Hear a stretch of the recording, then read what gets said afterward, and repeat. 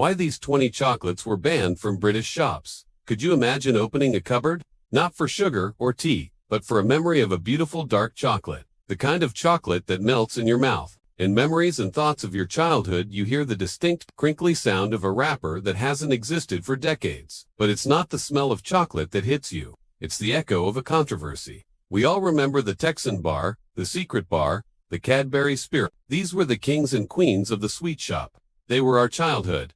And then, one day, they were just gone, vanished. It wasn't a gradual decline, it was an execution. Today, we're unboxing the corporate conspiracy, the recipe revisions, and the shocking scandal that wiped out Britain's most beloved vintage chocolates. The truth is far less sweet than the nostalgia you hold on to. Stay until the end, because the real reason your favorite chocolate disappeared has everything to do with something we call the chocolate war. Cast your mind back. It's the 70s, the 80s. Britain's high streets were a wonderland of confectionery. You had the Aztec Cadbury's sophisticated answer to a Mars bar.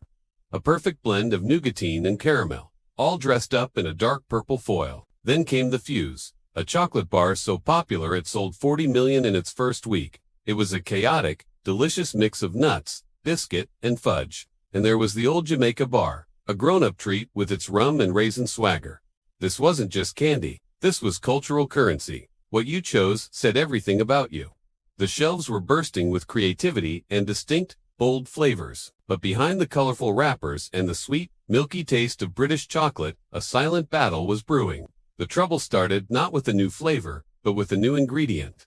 For decades, traditional British chocolate makers like Cadbury had a distinctly milky, creamy taste, achieved partly by using vegetable fats alongside cocoa butter. It was their unique selling point, their signature. But across the channel, on the European mainland, they had a different, much stricter definition. They insisted that true chocolate could only contain cocoa butter. Anything else was, frankly, an imposter. They called British chocolate chocolate substitute. Can you believe it? This wasn't just a difference of opinion. It was a decades-long diplomatic road dubbed the Chocolate War. Suddenly, the future of our comfort food was tangled up in international trade laws and bureaucratic red tape. A cloud of uncertainty hung over every factory, every recipe, and every beloved bar. The question wasn't if things would change, but when the inevitable hammer blow would fall. Now, for the big shift. The biggest earthquake in British confectionery history didn't come from Brussels. It came from a corporate office. In the late 2000s and early 2010s, iconic British companies like Cadbury were scooped up by giant multinational conglomerates.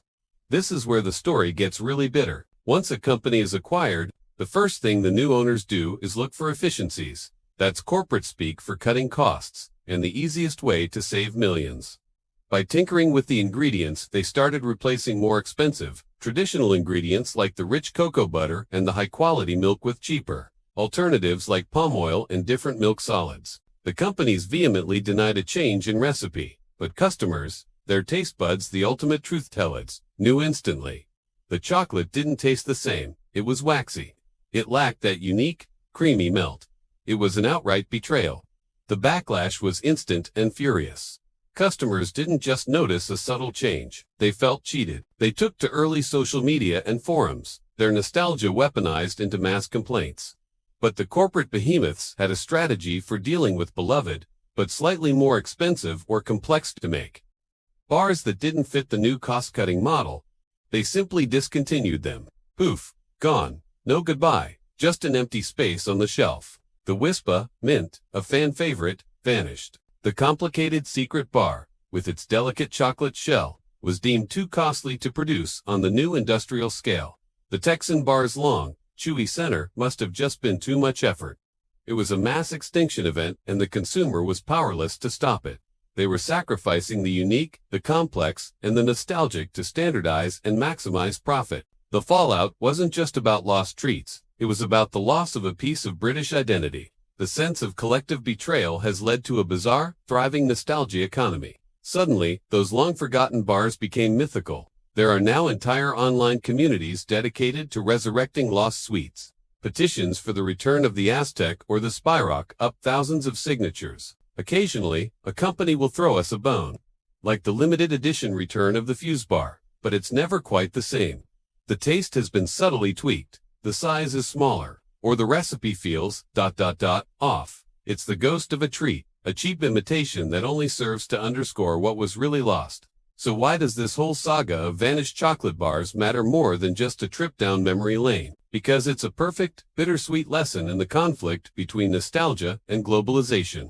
It shows us how a powerful, decades-long connection to a brand can be severed almost overnight when a company prioritizes the bottom line over its own heritage and its most loyal customers. They replaced tradition with efficiency, and in doing so, they didn't just discontinue a chocolate bar, they quietly closed the chapter on a delicious, distinct part of British life. The lesson: enjoy the simple pleasures now, because you never know when a corporate executive might decide your childhood favorite is just too expensive to exist. What was your favorite discontinued chocolate?